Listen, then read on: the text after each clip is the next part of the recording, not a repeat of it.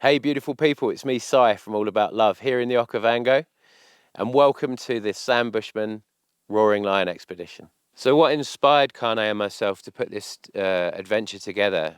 I'd been travelling with him for a long time, and he always loved to see me because I saw him and I really was always curious and respectful about his culture, which is, one of the original cultures of the earth.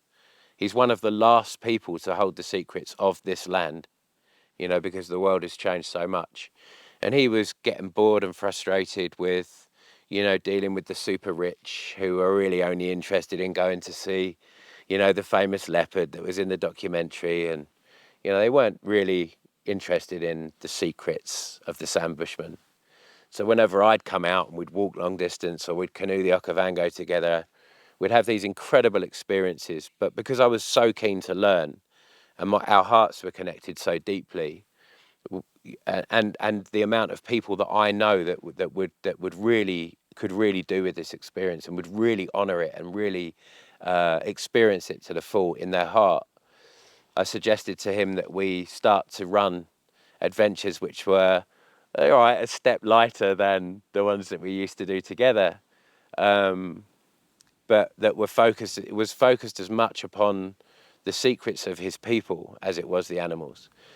So, we came up with that together, and the friendship has just blossomed and deepened over, a decade now, a decade plus actually. And it's a great honor to be able to share this experience and this man, my teacher, my friend, with the right people. So, we're looking for people that are genuinely interested in earth magic, healing, ancient wisdom. They're not just coming here to spot animals, no, and chase animals around. We do that, do you know what I mean? But this is a ceremonial safari. Safari means journey. And this is a journey of connection, not just to each other as a small, intimate group on an amazing journey, but also a journey of connection to our ancestors, the original people of this earth. So it's very moving to talk about it. It's an experience that simply has to be witnessed to be fully understood. But yeah, if you're interested in healing, letting go, ceremony, ancient wisdom, conservation, adventure, then you're super welcome to apply. Yeah, so all my life really, like I've only been able to do things that I'm passionate about, and it's been a difficult roller coaster. Try building from the heart, only doing things you love. You can't do a 9 to 5 because you get unhappy. And like I've always been driven ever since I was a child. I was only ever excelling at things that I was genuinely interested in, that my heart was genuinely interested in. And so to what it means, like the depths of what it means for me to be able to pick, choose, engage with on a heart level, you beautiful, special people every single time, and to be able to clearly communicate in advance what we're about to experience, but until you get here, you can't understand. You can empathize with it, you can kind of get your head around it, but you have to come here. So, like, for me to be able to share this sacred relationship with Kane, that I hold so dear in my heart, and he does in his, with people who are genuinely interested for the right reasons in coming out, it breaks me in two.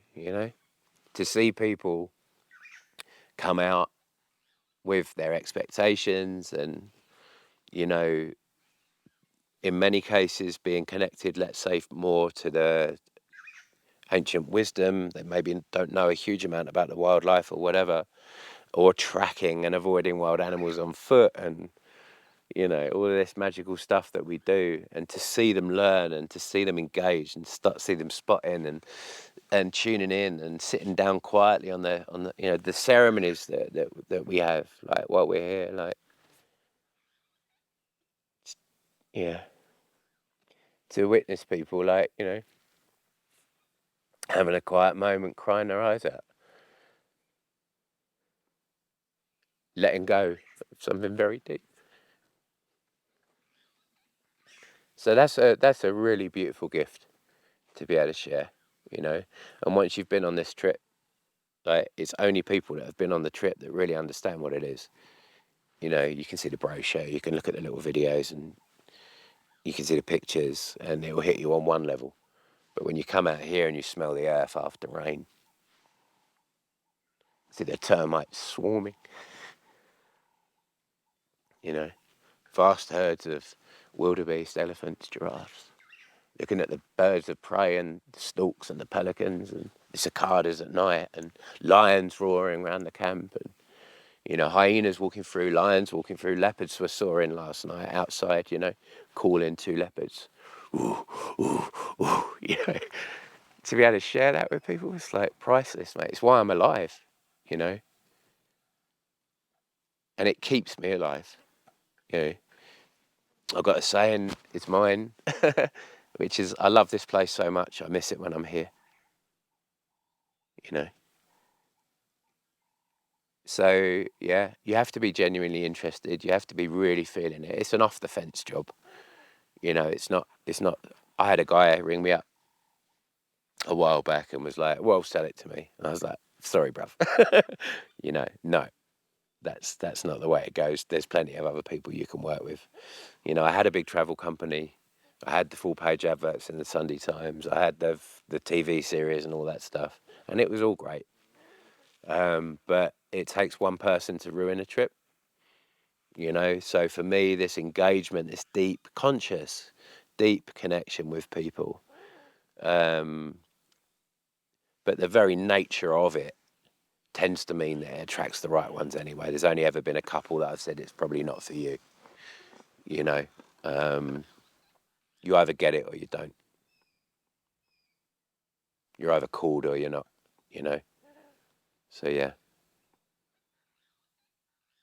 So I met my brother, my teacher, Kane Botswana, about 14, 15 years ago. And we started an epic friendship, an epic journey of discovery, um, in the Okavango, in the Kalahari. We've shared so many incredible adventures. We've had the maddest and most exhilarating times together. And where things really clicked for me was on, I think, on our first walk. He took me to the tree that he was born under. He'd never shown another tourist that, and we had to look for hours because they used to be semi-nomadic hunter-gatherers. That's how he grew up. So, you know, and then they settled, and then they were moved out of their settlements into the modern world. So it took him a while to find the tree, and we'd walked and walked and walked for, like, I don't know, 30 kilometers into the region, and then he saw it.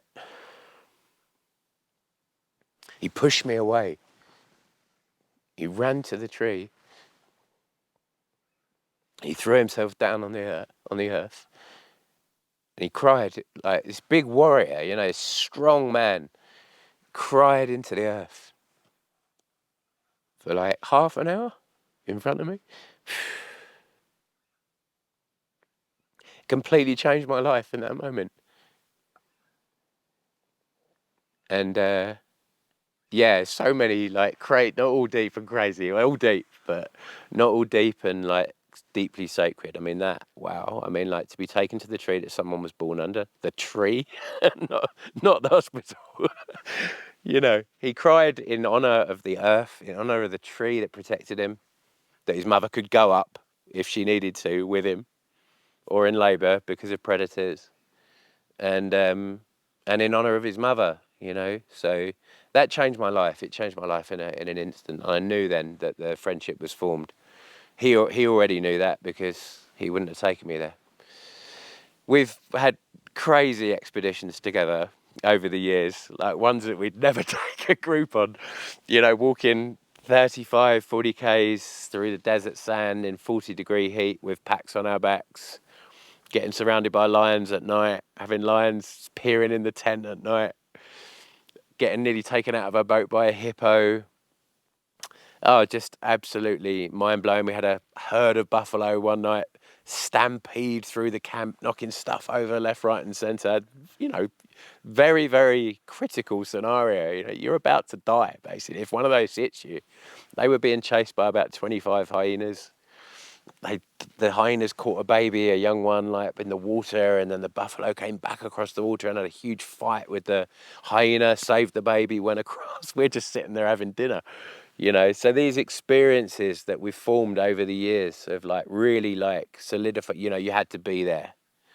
So I have an immense amount of appreciation for him because of who he is.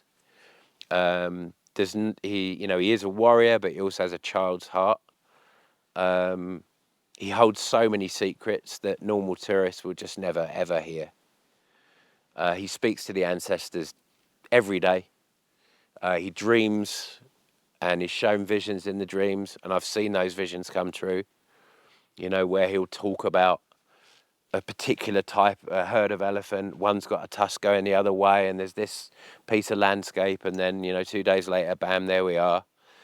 So he's a remarkable human being. I'd say he's supernatural, but actually he's not. He's just natural. The rest of us are like subnatural because of how we've grown up and like how our connection has been snapped, you know, to the wisdom that our forefathers and mothers held. So he's a natural human being, but it appears supernatural to us, you know.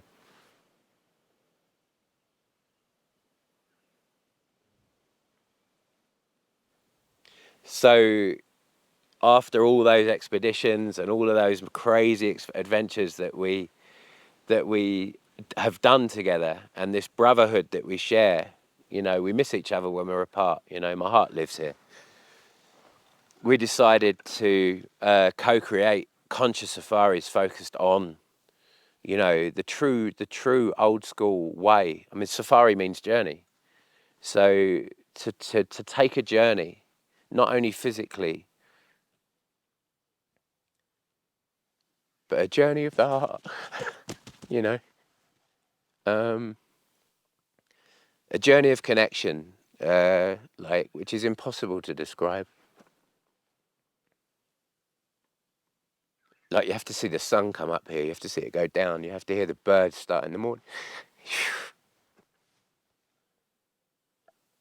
Lions roaring close to camp, lions walking through camp, hyenas, elephant, great herds of elephants, you know, giraffe, zebra, everything's here. You know, this land is, whilst there have been changes, you know, the people have been moved out through the mining industrialists and through the government policy of trying to break the chains of their ancestors and get them into school and capping their wells and giving their land over to, you know, posh safari companies.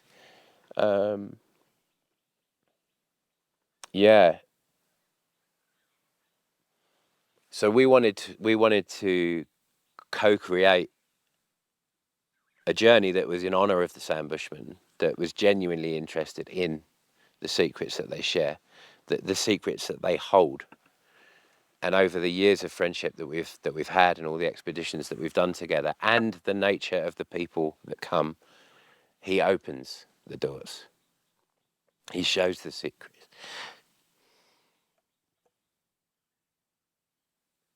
So, like, you know, when I came here the first time, it changed my life. And every time I come back, it affirms it, you know. It's okay to get emotional. I'm in the Kalahari. It's just such a mind-blowing place. It blows your heart wide open, you know. So, yeah.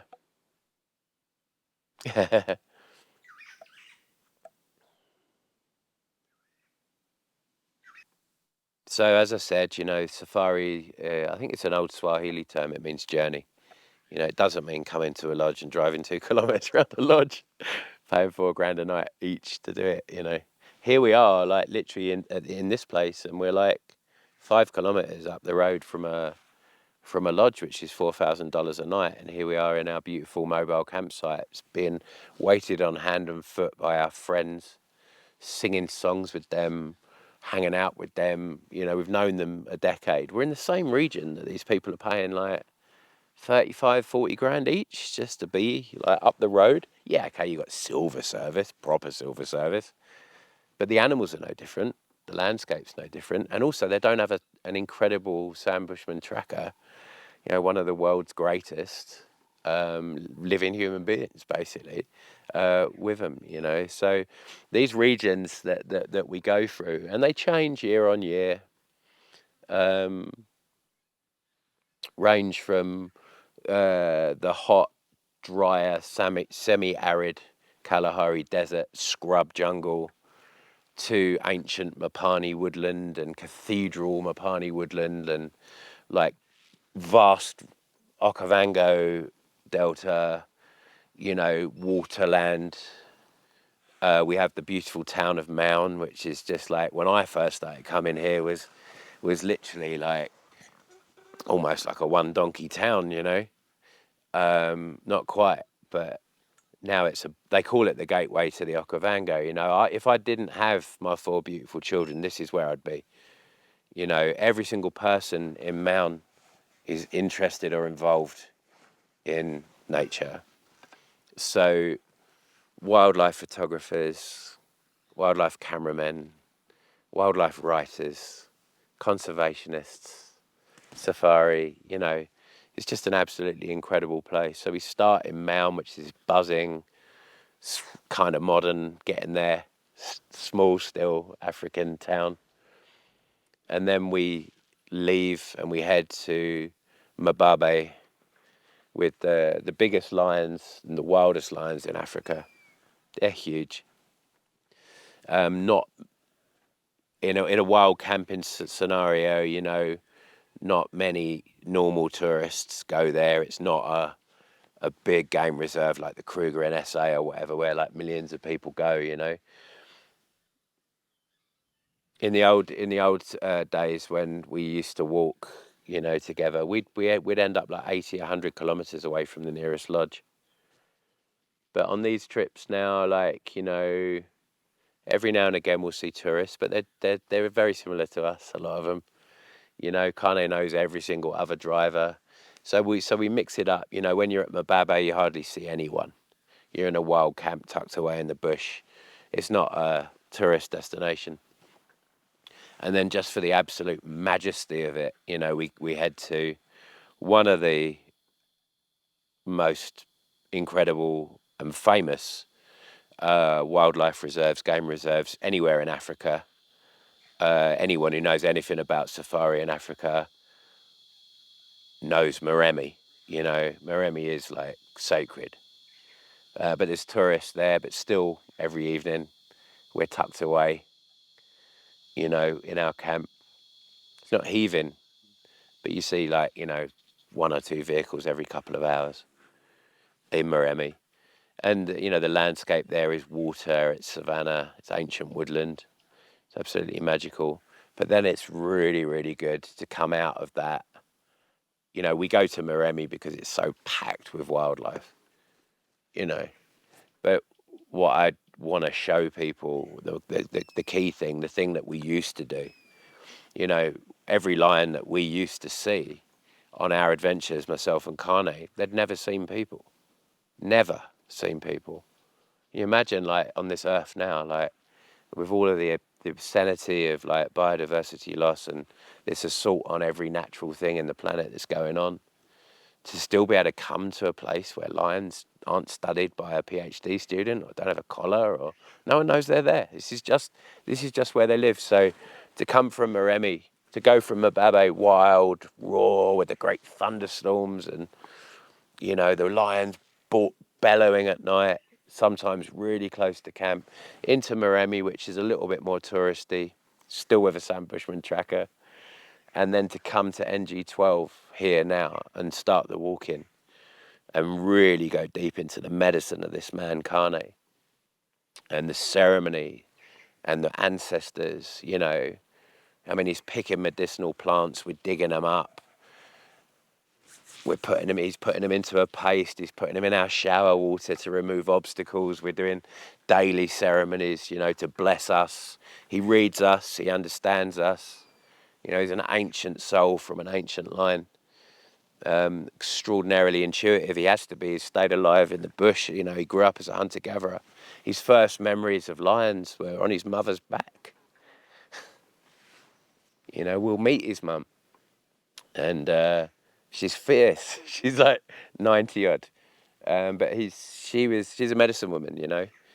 And his first memories of lions were her with him slung to her, walking lions off a kill with a machete and taking a leg of meat and, you know, with her baby on her back on her own and going and sharing the meat out with the villagers. And like, I just feel so touched and honoured to be able to have like, become super beautiful brothers, friends with like this amazing soul who had that experience among so many others. It's just like mind blowing, you know. So we end in the gorgeous his home village. You know, he didn't take normal tourists to his home village. A, they're not interested, and B, just never do it. So you know, for us, for me to honour our connection, and he knows the people that come. You know, of like three or four tribes of incredible San Bushmen, all with their own musical traditions that come in and sing and dance for us. And we witness the trance dance and hundreds of children. You know, this is like an unbelievable experience. You know, it really is. Yeah. So many different regions, many different experiences, hardcore driving, tracking animals, transit stages, long journeys to get to get to other camps, peaceful Makoro journeys, the old dugout canoes, fast transit stages on the Okavango itself, which herds of elephants, absolutely incredible. And then to come into the peace of the walk, you know, slow everything down and just slow motion, high adrenaline, and that's where everything goes beep, beep, beep, beep, beep, and just opens. And it's where the guests open.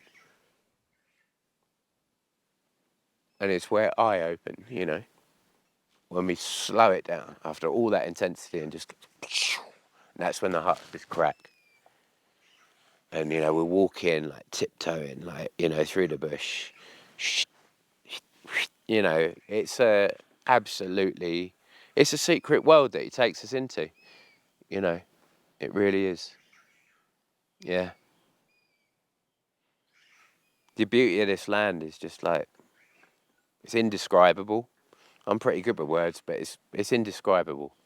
You know, you have to come to understand it, to smell it, to hear it.